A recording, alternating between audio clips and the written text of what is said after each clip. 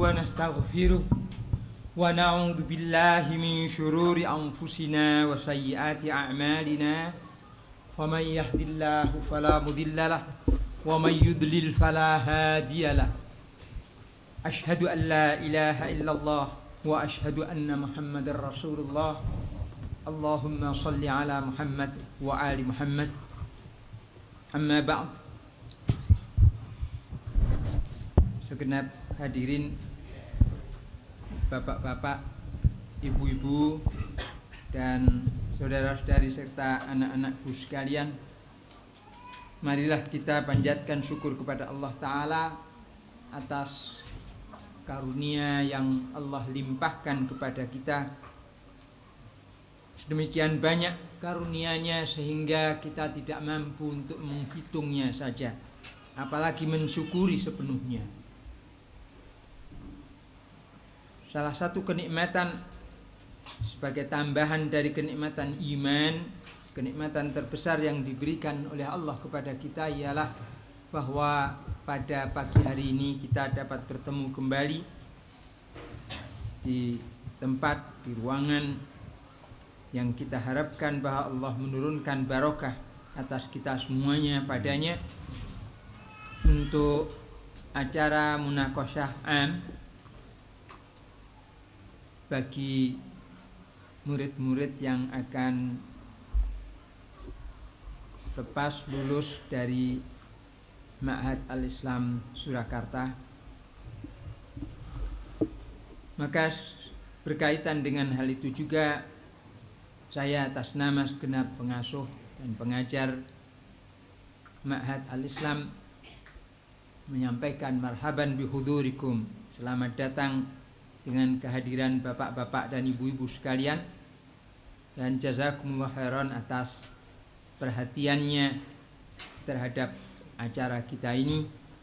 Mudah-mudahan semua yang terlibat dalam acara ini semuanya benar-benar melakukan ikhlas karena Allah sehingga apa yang kita lakukan ini merupakan bagian dari amal soleh kita, ibadah kita kepada Allah Ta'ala.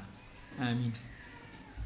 Kemudian acara ini sudah terlambat 8 menit dari yang direncanakan.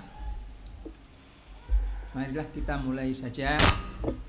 Acara ini akan terbagi menjadi dua bagian sesi besar, yakni presentasi yang dilakukan oleh para penulis dan kemudian munaqasyah akan kita bagi menjadi dua sesi insyaallah.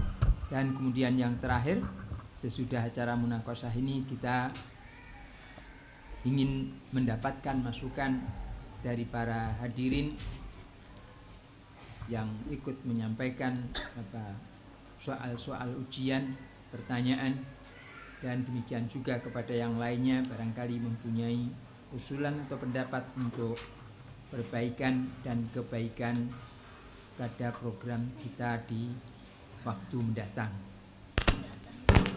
Untuk yang pertama, acara presentasi yang akan dikemukakan ini ada 3 makalah dan 1 resensi. Langsung saja kita berikan kesempatan berturut-turut, nanti akan disampaikan oleh Ananda Muhammad Abdullah, kemudian yang kedua Ananda Ahmad Kumaini, yang ketiga Ananda Ahmad Misbahuddin, dan yang terakhir Ananda Munasihah Miftahul Jannah. Untuk itu kepada Ananda Muhammad Abdullah dengan nomor murid 187 berikan kesempatan untuk menyampaikan representasi dari makalah berjudul Hukum Berjabat Tangan Lelaki dengan Perempuan Ajnabi. Waktunya diberikan paling banyak 10 menit untuk masing-masing presentator. Silakan kepada Ananda Muhammad Abdullah untuk menyampaikan presentasinya. Jam 8:13 jam saya. Bismillahirrahmanirrahim. Alhamdulillahirabbil alamin. Wa asyhadu an la ilaha illallah wahdahu la syarikalah wa asyhadu anna Muhammadan abduhu wa rasuluh. Allahumma salli wa sallim wa barik ala Muhammadin wa ala ali Muhammad. Subhanakallahumma la ilma lana illa ma 'allamtana innaka antal alimul hakim. Amma ba'du, kepada segenap asatid juga tamu undangan yang saya hormati, kali ini penulis akan menyampaikan presentasi dari makalah dengan judul Hukum Berjabat Tangan Lelaki dengan Perempuan Ajnabi. Adapun latar belakang masalah untuk makalah ini adalah bahwa pertama kali penulis mendapatkan keterangan dari beberapa asatid dan juga guru-guru yang lain, baik ketika di madrasah ibtidaiyah, tsanawiyah, aliyah, dan seterusnya, mendapatkan keterangan bahwa berjabat tangan antara lelaki dengan lawan jenis yang ajnabi itu dilarang. Akan tapi faktanya di lapangan itu penulis mendapatkan banyak yang melakukan jabat tangan tersebut, sehingga penulis ingin mengetahui sebenarnya bagaimana hukum jabat tangan tersebut. Sebelum menguraikan dalil-dalilnya, maka penulis lebih dahulu memberikan definisi tentang pengertian ajnabi. Apa yang dimaksud dengan ajnabi? Dalam hal ini adalah perempuan ajnabi. Dari dalil-dalil yang ada dari Al-Quran dan Al-Hadis, kemudian kesimpulan terakhirnya adalah bahwa perempuan ajnabi itu adalah selain mahram, selain perempuan mahram, dan juga selain istri. Sehingga berjabat tangan dengan mahram itu tidak dibahas di dalam makalah ini. Berjabat tangan antara suami dengan istri juga tidak dibahas di dalam makalah ini. Adapun dalil-dalil yang dipakai untuk membahas jabat tangan ini ada 2 ayat, yaitu surat Al-Isra, surat yang ke-17 ayat 32, dan juga surat An-Nur, surat ke-24 ayat ke-30. Setelah itu penulis juga menampilkan 9 hadis dengan perincian, ada 5 hadis yang sahih dan ada 4 hadis yang dhaif.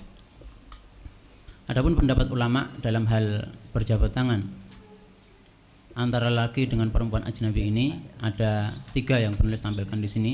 Yang pertama adalah bahwa jabat tangan tersebut haram secara mutlak. Secara mutlak artinya tidak ditentukan dengan syarat-syarat tertentu. Misalnya apakah wanita itu muda atau tua, apakah jabat tangan tersebut disertai dengan syahwat ataukah tidak disertai dengan syahwat. Kemudian pendapat yang kedua itu juga mengatakan haram, akan tetapi dengan ketentuan-ketentuan tertentu. Yang pertama mengatakan bahwa keharamannya itu khusus bagi wanita yang muda saja. Kalau seseorang laki-laki berjabat tangan dengan wanita yang tua tidak apa-apa. Kemudian yang kedua itu mengatakan bahwa kalau disertai syahwat haram, tapi kalau tidak disertai syahwat maka boleh-boleh saja, tidak haram. Dari ketiga pendapat tersebut, penulis menguatkan pendapat yang pertama, yaitu bahwa haram berjabat tangan secara mutlak dengan analisis sebagai berikut. Yang pertama mengenai surat An-Nur, surat ke-24 ayat 32, Allah berfirman di dalamnya ada kalimat yaghuddu min absarihim. Ini perintah dari Allah Subhanahu wa taala supaya kaum lelaki tidak melihat kepada perempuan ajnabi, atau supaya kaum laki itu menahan pandangan dari sebagian hal yang tidak boleh dilihat. Dalam hal ini perempuan ajnabi itu tidak boleh dilihat oleh seorang lelaki, sebagaimana yang dikatakan oleh para ulama.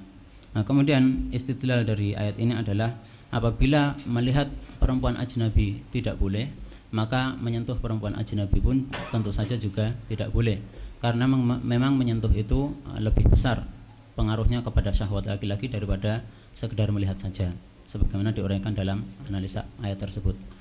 Kemudian yang kedua adalah analisa surat Al-Isra, surat ke-17 ayat yang ke-30. Di sini Allah mengatakan la taqrabuz zina. Allah berfirman la taqrabuz zina. Janganlah kalian mendekati zina. Yang dikatakan mendekati zina itu adalah melakukan segala sesuatu yang dapat menjadi perantara kepada perbuatan zina. Dan ulama memberikan contoh bahwa la taqrabuz zina itu salah satu contohnya adalah menyentuh perempuan. Dan penulis menerima contoh ini karena memang sesuai dengan dalil-dalil yang lain, misalnya hadis Abu Hurairah yang akan ditampilkan setelah ini.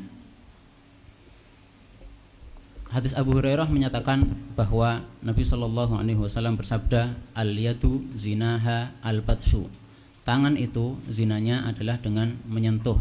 Yang dimaksud menyentuh di sini tentu saja menyentuh yang khusus. Dalam hal ini kaitannya adalah menyentuh dengan perempuan yang ajnabi, yang bukan mahram dan bukan istri. Hadis ini muttafaqun alaih, sahih, sehingga dapat dijadikan sebagai dalil.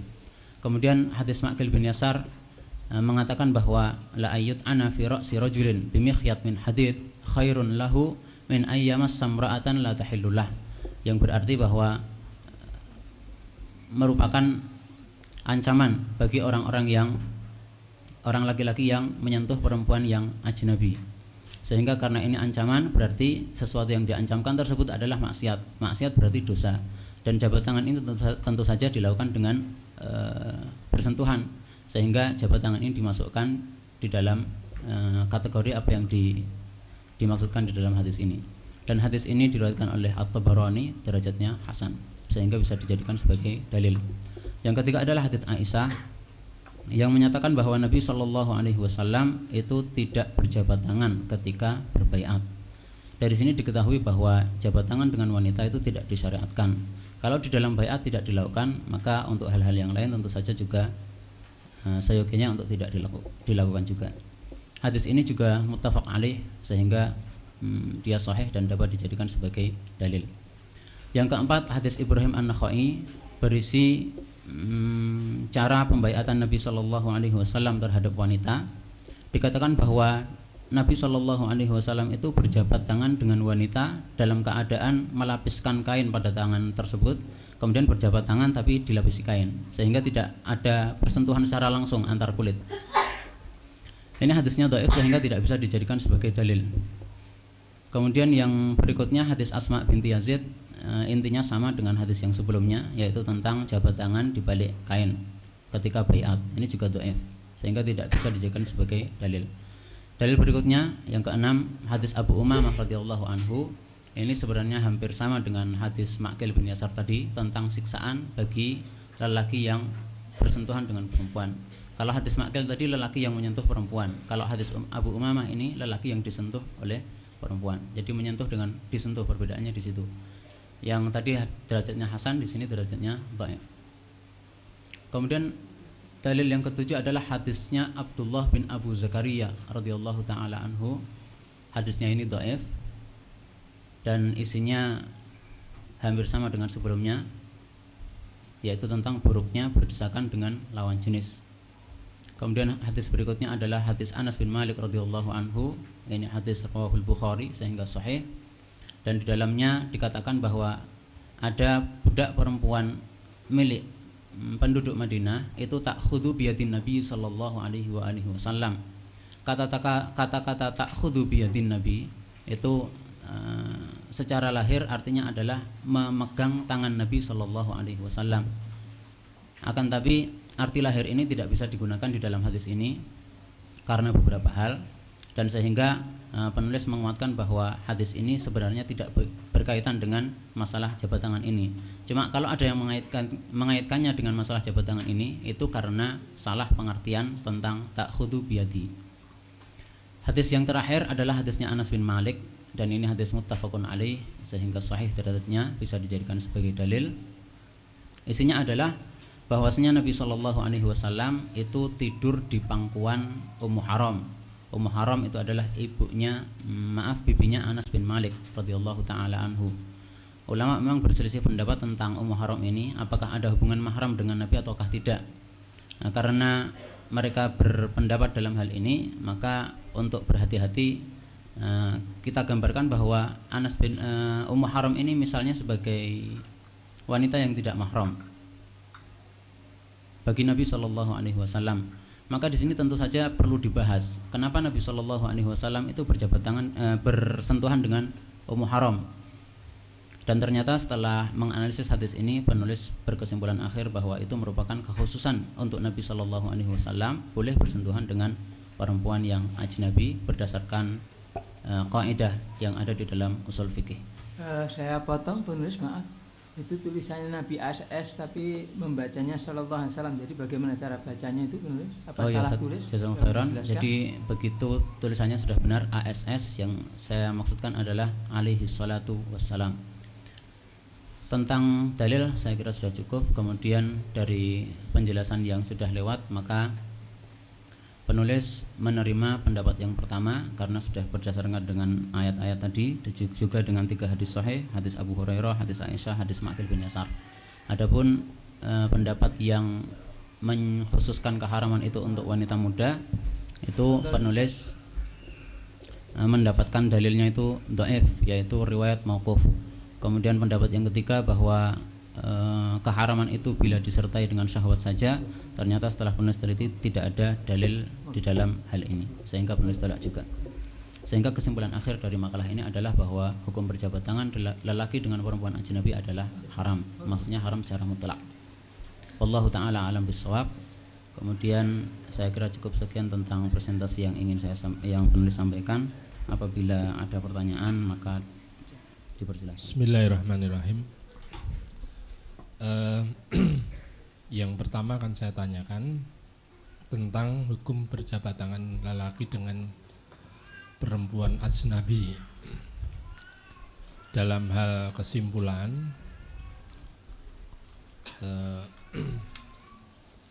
itu pertama, lelaki muslim dan perempuan muslimah jangan sekali-sekali berjabat tangan dengan lawan jenis yang ajnabi.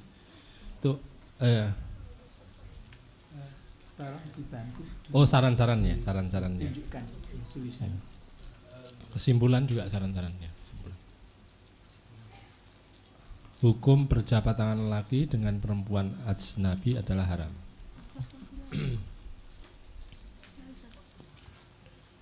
Di bab ke-7, ya. Yang akan saya tanyakan, apakah ini mutlak, misalnya dengan anak kecil, misalnya menyentuh anak kecil atau orang yang sudah tua sekali. Karena dikatakan ini yang sering terjadi.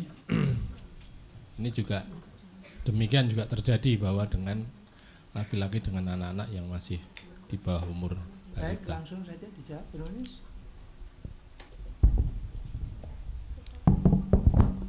Jazakallahu khairan, saya sampaikan kepada Ustaz Abdurrahman.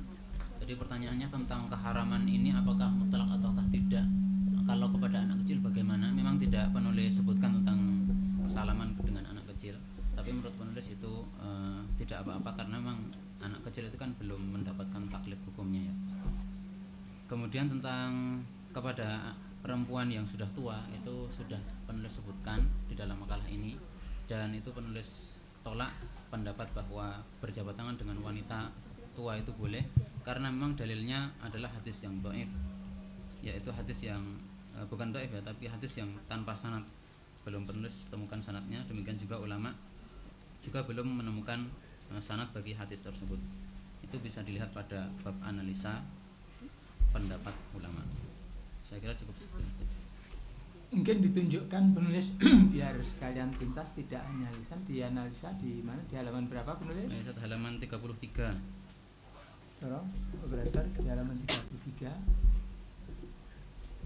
Pada alinea kedua, adapun dalil yang dijadikan dasar untuk mengharamkan jabat tangan tersebut pada perempuan muda saja adalah riwayat tentang Abu Bakar radhiyallahu anhu yang berjabat tangan dengan para perempuan lanjut usia, serta riwayat tentang Abdullah bin Zubair radhiyallahu anhu yang mengupah seorang perempuan tua untuk merawatnya di kala sakit, untuk menyelisih kepalanya dan memijatnya. Kedua Baik, riwayat di atas kita kembalikan kepada penanya biar waktunya ringkas. Apakah cukup? Yang anak kecil dalilnya apa tadi? Karena hadisnya belum masuk taklif, Ustaz. Itu menurut hadis ya? Ya, kalau belum masuk analisa taklif kan berarti tidak apa-apa. Ya. Ya, saya kira cukup. Baik, kita sampaikan kesempatan berikutnya kepada Ustaz Muhammad Mustafa. Oke, Ustaz. Assalamualaikum warahmatullahi wabarakatuh. Waalaikumsalam. Alhamdulillah saya bisa dapat waktu untuk menanyakan sesuatu hal. Yang pertama mengenai berjabat tangan. Yang ingin saya tanyakan adalah di luar pembahasan yang seperti ini, yaitu ketika kita punya anak asuh dari kecil misalkan, dari bayi tanpa kita menyusui, sedangkan anak asuh itu lawan jenis, bagaimanakah ketika sudah balik? Apakah tetap juga akan dikenai hukum sebagaimana yang Anda sebutkan, yang Anda yakini? Kemudian pertanyaan yang kedua adalah oh ya, saya lupa. Itu dulu aja ya. Terima kasih. Baik, silakan langsung dijawab penulis. Jazakumullah khairan. Saya ucapkan kepada Al Ustadz Muhammad Mustafa, pertanyaannya satu saja. Kemudian tentang jawabannya tentang anak asuh tadi, menurut penulis itu adalah wanita yang ajnabi juga, sehingga karena ajnabi sehingga mencakup juga, dari makalah ini juga sudah mencakup bahwa itu nggak boleh. Oh, jangan-jangan anak asuhnya keponakannya sendiri pun. Kecuali Tidak kalau perlu dikatakan gitu dulu. Kalau anak asuhnya bukan ajnabi, ya maksud saya apabila anak asuhnya itu ajnabi maka tidak boleh. Apabila tidak ajnabi maka tidak apa-apa. Baik, kepada Ustadz Muhammad Mustafa, apa sudah cukup? Maksud saya itu walaupun kita mengasuhnya itu sejak balita. Iya. Sejak balita gitu. Iya, karena masih ajnabi juga. Oh, iya. Ini saya pertanyaan yang kedua, ingat, boleh dilanjutkan? Ya, silakan Ustaz. Mengenai tadi dalil mengenai bolehnya berjabat tangan dengan anak kecil yang belum balik gitu ya. Apakah ini ada kaitannya dengan ketika hukum bersentuhan dengan wanita ajnabi tentang pembatalan wudu? Itu saya pernah membaca suatu di kitab fikih ya, terutama dalam mazhab Syafi'i, tapi saya tidak hafal detailnya. Mohon kalau salah juga dikoreksi gitu ya. Artinya walaupun dengan anak kecil, ketika bersentuhan dan dikhawatirkan timbul nafsu syahwat, maka itu pun diharamkan gitu. Gimana pendapat jenengan? Terima kasih. Jadi kaitannya tentang wudhu tadi saja. Kalau kaitannya tentang wudhu tadi, bukannya penulis bakhil untuk menjawab, tapi terus terang ada makalah tersendiri yang bahas hal itu. Saya kira di makalah itu saja. Baik, cukup begitu Ustadz Muhammad Mustafa. Maksudnya yang tadi yang berikutlah lanjutannya itu tadi yang dengan syahwat ditimbulkan, dikhawatirkan akan timbul syahwat ketika dengan anak kecil. Padahal yang mendasari tadi salah satu yang mengharamkan itu adalah karena adanya syahwat tadi. Oh iya Ustaz. Jadi begini, yang dibahas oleh penulis ini memang bukan salaman dengan anak kecil. Jadi secara hukum asal menurut penulis berjabat tangan dengan anak kecil itu boleh. Tapi kalau mungkin disertai dengan hal-hal tertentu, adanya syahwat dan sebagainya, itu terus terang belum dibahas di dalam makalah ini. Dan untuk menentukan hukumnya, karena penulis belum meneliti hal itu, saya kira penulis tawakuf dulu saja sampai meneliti tentang masalah itu. Saya kira cukup. Kalau misalkan langsung dijelaskan belum bisa. Saya nggak berani saat ini, soalnya masalah hukum ya. Iya, terima kasih. Baik, kita berikan kesempatan berikutnya kepada Bapak Mufti SHM Hub. Silakan Bapak Mufti. Tolong diberi pinjaman mic-nya. Bismillahirrahmanirrahim. Assalamualaikum warahmatullahi wabarakatuh. Waalaikumsalam. Alhamdulillahirabbil alamin. Pak Ustadz Muzakir, Bapak Ibu hadirin, saya sangat tertarik dengan tulisan adik Abdullah, Muhammad Abdullah. Ada beberapa hal yang barangkali ingin saya coba pertanyakan, karena barangkali mungkin masih mengganggu dalam pikiran saya. Agak menyambung sebenarnya tadi dari para penanya sebelumnya, Saudara Muhammad. Tadi saudara menyimpulkan bahwa hukum berjabat tangan laki dan perempuan ajnabi adalah haram, barangkali di sini sebut haram mutlak.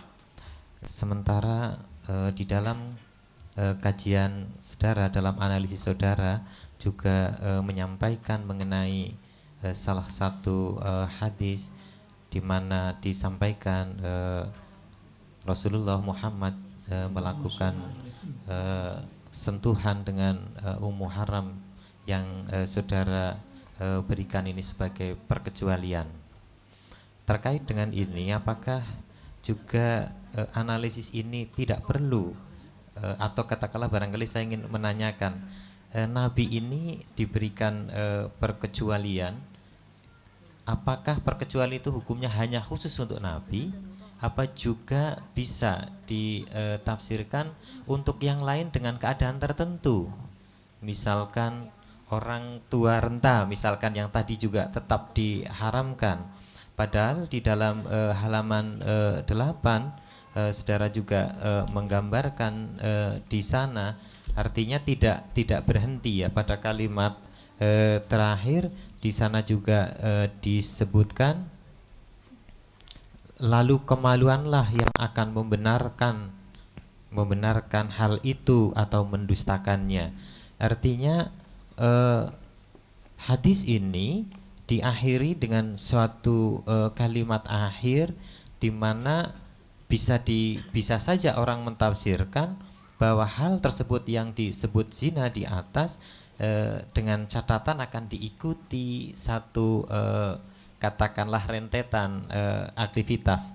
Ini saya kira perlu untuk saya mendapatkan satu klarifikasi. Yang kedua, berangkat dari halaman 8 juga saya ingin mendapat penjelasan dari saudara, apakah nanti berbicara yang juga dikategorikan zina, saudara juga akan mentafsirkan hal yang sama, artinya mendengarkan suara wanita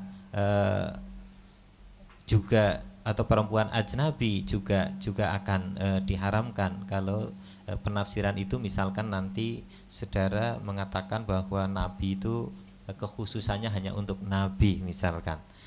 Sementara itu, terima kasih. Assalamualaikum warahmatullahi wabarakatuh.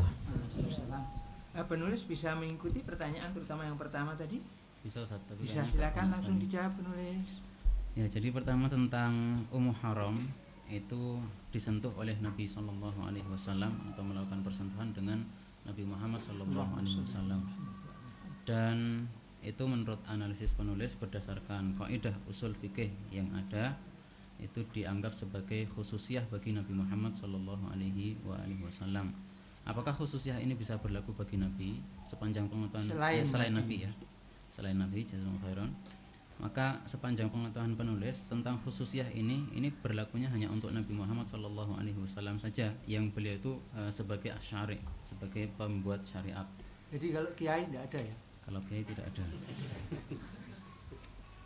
Alasannya memang benar-benar berbeda ya antara Nabi dengan selain Nabi, bahwa Nabi itu adalah asyari, sedangkan selain Nabi itu bukan asyari. Kemudian tentang hadisnya Abu Hurairah pada halaman 8, itu tadi ditanyakan bahwa kalimat wa yusaddiqu dzalika wa yukadzibuhul farju itu bisa difahami dari situ mungkin bahwasanya yang disebut al-ainu zinahan nadhar, kemudian al-adan zinahal istima, al-yadu zinahal batas, dan seterusnya, itu adalah pekerjaan-pekerjaan dari beberapa anggota badan tersebut. Misalnya tangan, misalnya bersentuhan, itu kalau yang diakhiri dengan al-farj. Kalau tidak diakhiri dengan al-farj berarti tidak disebut sebagai zina. Ini menurut penulis pemahaman yang seperti ini tidak bisa diterima, karena pada hadis tersebut kan dikatakan bahwa ala kulli nafsin min bani adam kutiba hadduhu minaz zina adraka dzalika la mahalata. Jadi seseorang itu pasti melakukan dzalika la mahalata, pasti melakukan. Padahal kita tahu bahwasanya orang yang melakukan zina itu tidak semua orang.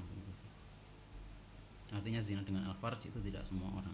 Akan tapi yang melakukan dengan al-yad, dengan al-ain, dengan al-adhan itu adraka dzalika la mahalata, semua bani adam. Saya kira cukup sekian. Masih satu lagi yang belum dijawab. Lalu kalau yang menyentuh itu dimasukkan, ini diharamkan juga. Lalu bagaimana juga dengan berbicara dan mendengar? Karena di situ dikatakan wal adzanu zina hal istima'. Dan telinga-telinga itu zinanya adalah mendengarkan. Lalu ada bicara, perempuan bicara, yang laki-laki mendengarkan. Apakah itu nanti juga dihukumkan seperti itu penulis? Kalau bisa melanjutkan pertanyaan Bapak Mufti. Jazakumullah khairan. Jadi menurut penulis al-istima' yang dianggap sebagai zina ini juga al-istima' yang secara khusus, sebagaimana dengan yang tadi al-yadu zina hal batas itu kan juga secara khusus. Demikian juga al-istima' ini secara khusus. Kalau kita melihat dalil-dalil bahwa Nabi Muhammad SAW, demikian juga sahabat-sahabatnya itu mendengarkan suara perempuan, dan itu ternyata tidak diingkari oleh Nabi Muhammad SAW, berarti itu boleh. Akan tapi untuk jabat tangan ini tadi, kenapa dikatakan tidak boleh dalam makalah ini? Karena memang ada dalil yang menyatakan demikian. Jadi untuk menetapkan boleh atau tidaknya, baik itu dari istima', dari al-batas, dari an-nadhar, itu semuanya menurut penulis butuh dalil yang ada. Begitu saja. Saya kembalikan kepada penanya, silakan Bapak Mufti. Cukup Pak Ustaz. Cukup, baik, jazakumullah khairan. Tadi ada saya salah baca rupanya. Mestinya penanya yang pertama ini Bapak Kiai Haji Thoha Abdul Rahman. Saya minta maaf Pak Kiai. Terus sama-sama Abdul Rahmannya, jadi sangka ya.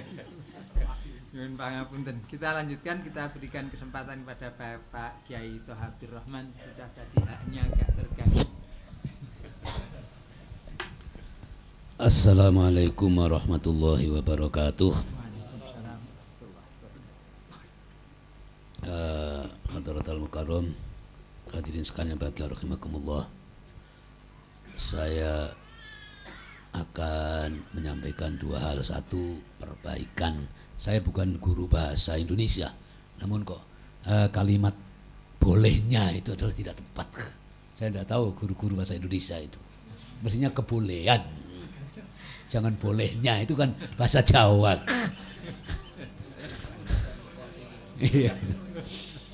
Yang kedua, tentang kekhususan oleh Nabi. Alasannya kurang tepat. Kalau khusus untuk Nabi itu dijelaskan oleh Nabi seperti puasa wisol. Sahabat bilang, kok Nabi kok wisol? Saya diberi makan dan minum oleh Allah, begitu. Jadi kekhususan itu harus ada penjelasannya, jangan hanya perkiraan aja gitu. Maka saya harapkan juga penjelasan lebih lanjut tentang kekhususan Nabi dalam hal sentuhan atau jabat tangan dengan wanita ajnabi. Satu dulu. Cukup ya. Silakan penulis untuk menjawab. Jazakumullah khairan. Saya sampaikan kepada Al-Ustadz Kiai Haji Abdul Rahman. Pertanyaan yang pertama tentang kata-kata bolehnya, itu tidak boleh dipakai, tapi yang bagus adalah kebolehan. saya menerima usul ini, jadi mengganti kata bolehnya dengan kebolehan kalau memang sesuai dengan kaidah bahasa Indonesia. Tapi ingin saya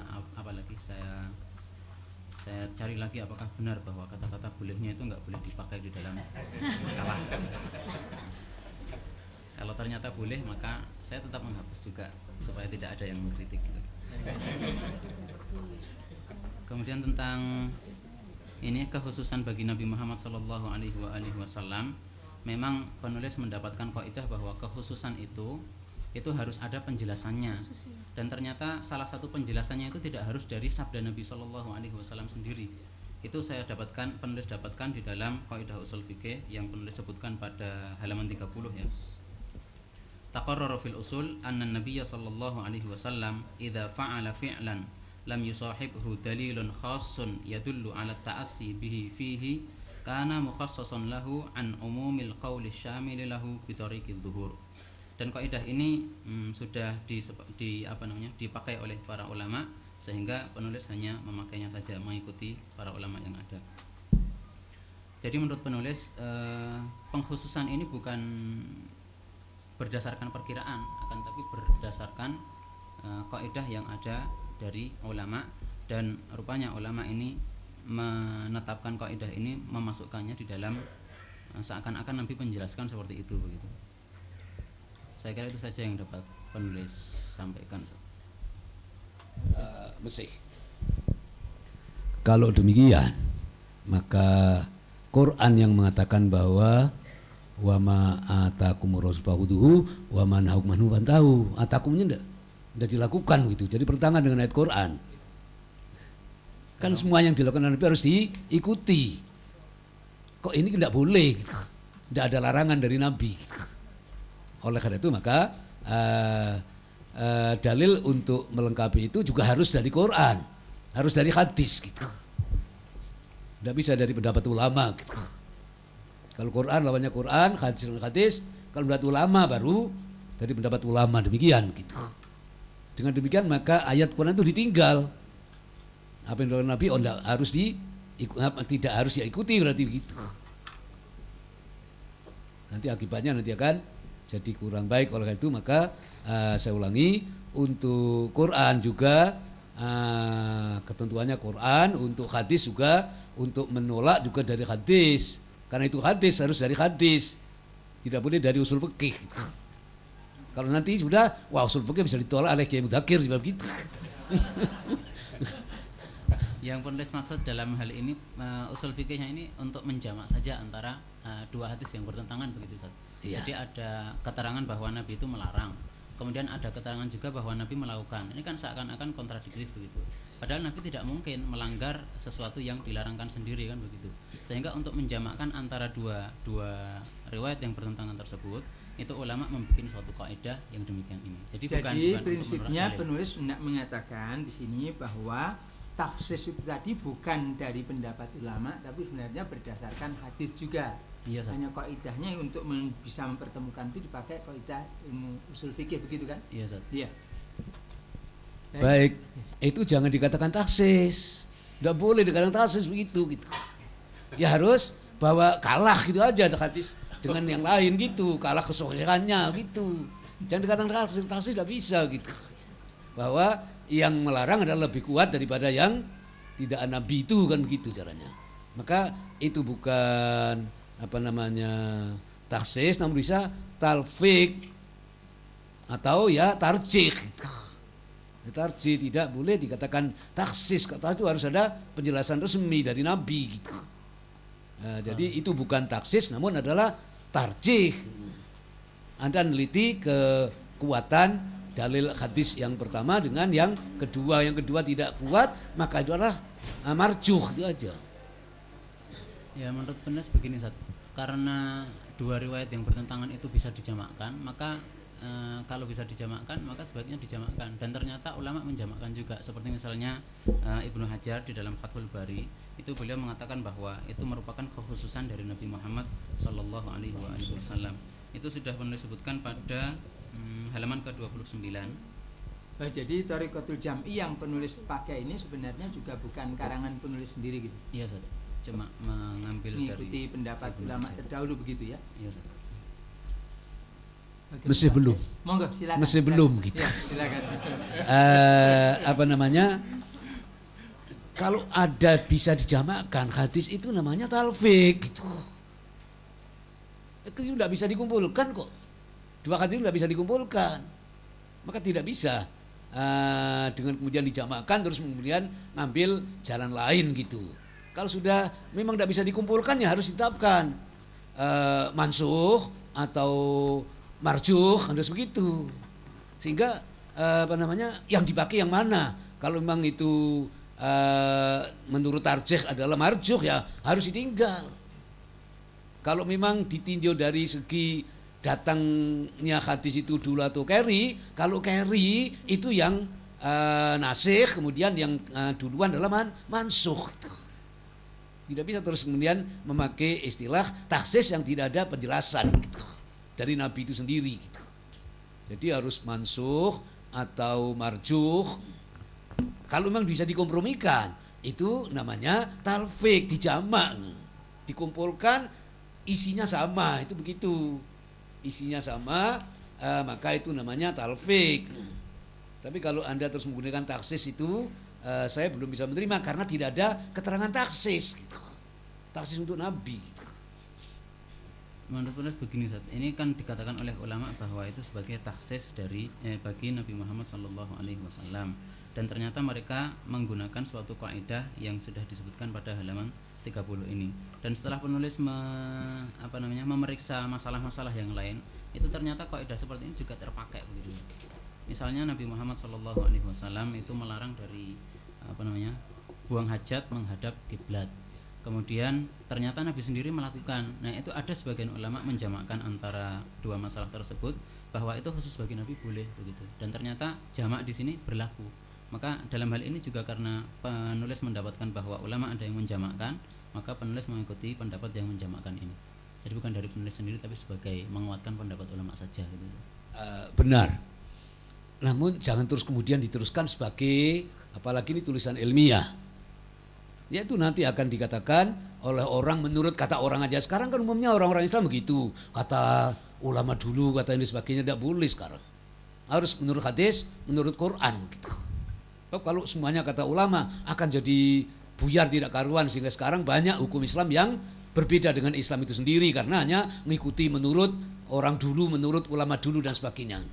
Kita harus alasannya juga harus pakai, kalau sudah hadis harus pakai hadis, itu cari jalan aja, mungkin bisa cari jalan tentang kesohihan hadis itu mana yang lebih kuat gitu. Atau dicari tentang dahulu dan kerinya, mana yang nasih mana yang mansuh.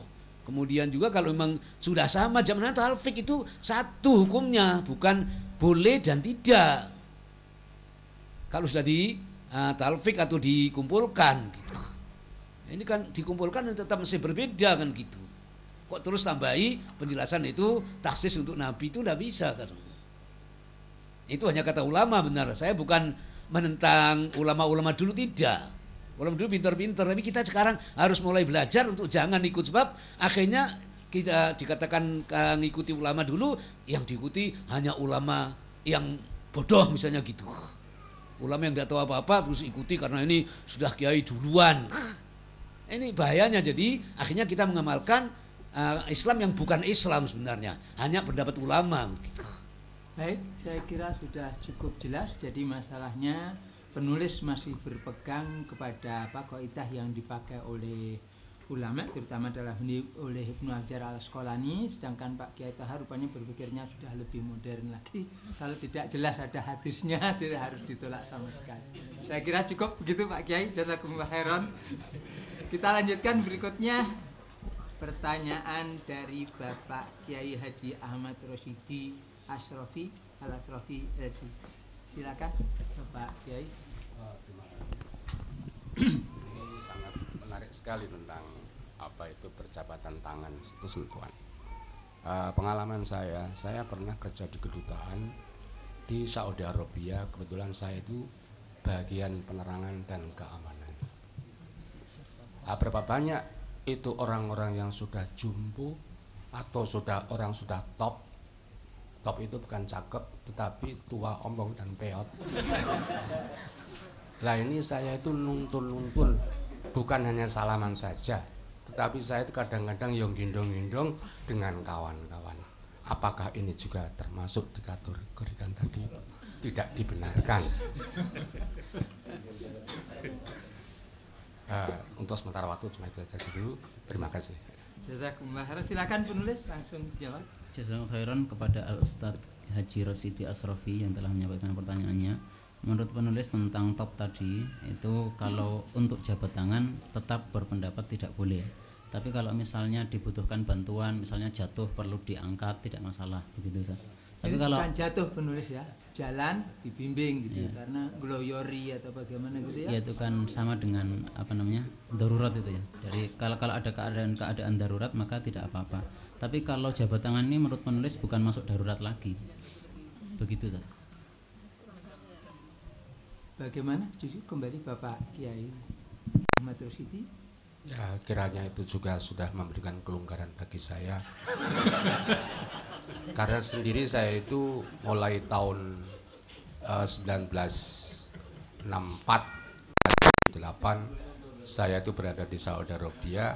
Khusus saya itu cuma mengurusi orang-orang yang dapat dikatakan lenglung lah ya. Artinya lenglung tidak, orang-orang sepuh-sepuh itu tidak tahu mana yang namanya kedutaan Indonesia itu mana tempat untuk menginap, dan kadang-kadang kita pun kadang-kadang menolong orang-orang dari Malaysia, kemudian orang-orang dari Singapura yang hampir mirip wajahnya itu pada kita semuanya. Dan hal ini saya juga dengan kadang-kadang ada teman kami yang jawil, itu anak itu rokok cakep, jangan dihindari saja kalau yang cakep-cakep. Cukup yang top-top itu saja lah kita yang kita bantu lah kira-kira. Sekian, terima kasih saya. Jazakumullah khairan. Rupanya ada maksud tertentu di balik pertanyaan Kiai Ahmad Rosidi.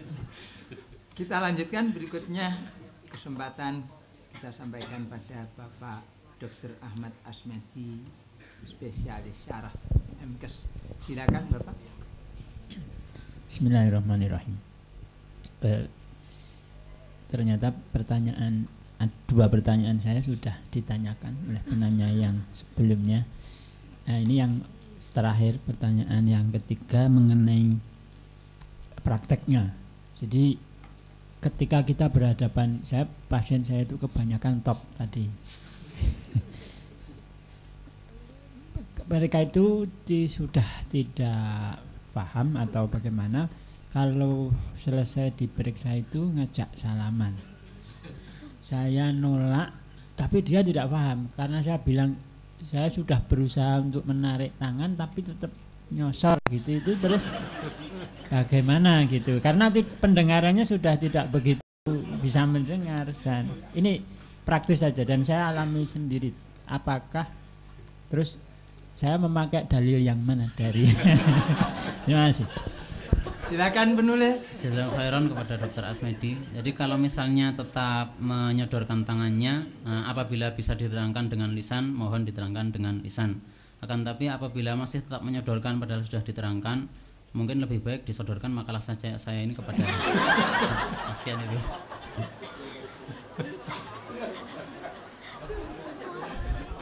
Rupanya penulis juga bingung mau jawab bagaimana ini.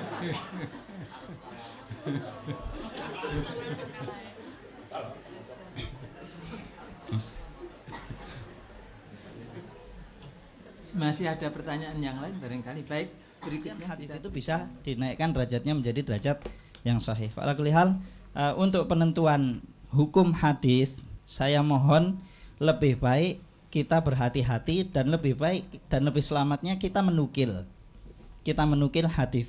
Dan kalau menukil, tolong jangan mengatakan saya sependapat gitu ya. Karena kalau lafadz ini kebetulan saya yang selama ini memang disuruh belajar di hadis terus gitu ya. Jadi kalau mendengar kata-kata itu kok rada risih begitu ya. Apa mungkin kurang ilmi atau bagaimana, wallahu alam. Nah, ini sebagai masukan saja. Mudah-mudahan di sini nanti kita bisa membedakan lah mana hak-hak ulama kita dan mana hak-hak ulama kita yang yang paten yang sudah direbut oleh mereka dan ditakdirkan oleh Allah Subhanahu wa taala untuk dimiliki oleh mereka, dan mana hak-hak yang bisa kita masuki ataupun jalan-jalan yang bisa kita masuki, sehingga nantinya Allah Subhanahu wa taala memberi kemampuan kepada kita setelah kita memang menjadi ahli dalam bidang tersebut untuk kita turun menjadi penghukum hadis. Wallahu alam. Kemudian masih ada, silakan. Sebetulnya masih banyak. Masih banyak. Biar dijawab dulu barangkali ya. Silakan penulis. Mulai dari soal Abu Hurairah. Jazakallahu khairan kepada Ustaz Rasyid. Ringkas saja. Yang pertama tentang doa yang khusus kepada Abu Hurairah. Ini sebenarnya disebabkan karena suatu kisah yang sahih disebutkan di dalam kitab Al-Adabul Mufrad karya Imam Al-Bukhari radhiyallahu taala anhu. Di situ diriwayatkan dari Muhammad, maksudnya Ibnu Sirin, bahwasanya dia mengatakan kepada murid-muridnya, Abu Hurairah itu pernah mengatakan, man istaghfara li wa li ummi ghafarallahu lahu. Kemudian jadi barang siapa yang memintakan ampun kepada saya dan juga kepada ibu saya, mudah-mudahan Allah juga mengampuni dia, begitu. Sehingga Ibnu Sirin mengatakan, karena itulah nahnu nuhibbu an nastaghfira lahu wa li ummihi. Demikian juga yang penulis lakukan. Demikian Ustaz. Jadi saya harap penulis mengharapkan bahwa ini bukan khalif tu'raf ya, akan tapi sebagai untuk mengingat ilmu saja. Kemudian tentang walidah, itu memang penulis juga mendapatkan juga Ustaz bahwa ingkanatil walidah itu ada juga. Ada walidah yang berjabat tangan dengan Nabi SAW, dan ternyata setelah penulis cari di dalam Kamus Al-Mu'jam Al-Wasit, itu disebutkan bahwa al-walidah itu termasuk lafdzun mustarak yang mempunyai banyak arti. Salah satu artinya adalah as-sabiyah dan arti yang lain adalah al-amah. Sehingga mungkin walidah di situ adalah justru ditafsirkan dengan al-amah ini, bukannya al-amah ditafsirkan dengan al-walidah. Demikian. Kemudian tentang baik, cukup itu dulu. Silakan Ustaz, yang dua itu tadi sudah cukup apa masih disambung? Ya, sedikit aja. Ya, silakan. Jazakumullahu khairan katsiran. Ini masukan baru bagi saya. Mudah-mudahan masukan ini bisa menambah maklumat yang lebih luas bagi saya.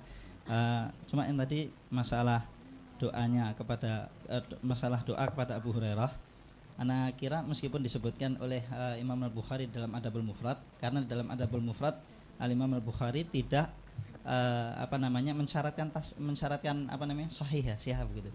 Akan lebih selamat kalau dirujuk lagi. Kemudian kalau memang sudah ada sudah ada kebiasaan sebutan seperti itu untuk sesuatu yang nggak selamat, wallahu taala alam, saya kira mungkin kalau antum mau menyebutnya di sini lebih baik ditaqayyud gitu, diikat ataupun diberi footnote, alasan saya memberikan ini karena adanya ini gitu.